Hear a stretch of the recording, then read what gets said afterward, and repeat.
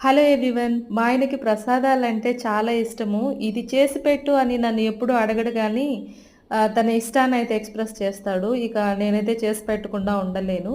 అది చేసి పెట్టే వరకు నాకు మనసు సాటిస్ఫై అవ్వదనమాట. ఆ రోజు కాకపోయినా నెక్స్ట్ డే 1 వీక్ తర్వాతైనా ఖచ్చితంగా చేసి పెడతాను. అది కూడా తనకు నచ్చేలాగా ఉండేలాగా ట్రై చేస్తాను.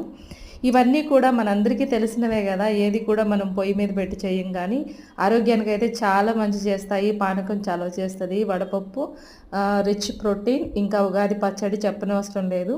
అదంతా కూడా మెడిసినల్ ప్రాపర్టీస్ కలిగింది. ఇంతకీ మా ఆయనకి కలిగిన కోరిక ఇక్కడి నుంచే కలిగిందనమాట. శ్రీరామనవమి భక్తులంతా కూడా దేవుడి వారి కళ్యాణం రథాన్ని మా ముందు వెళ్తుంది. మేము అమ్మ వాళ్ళ ఇంటి దగ్గర నుంచి వచ్చేటప్పుడు. సో, మా ఆయన అప్పుడే ఎక్స్‌ప్రెస్ చేశాడు. నేను మాక్సిమం ట్రై చేశాను దేవుడిని చూపిద్దామని.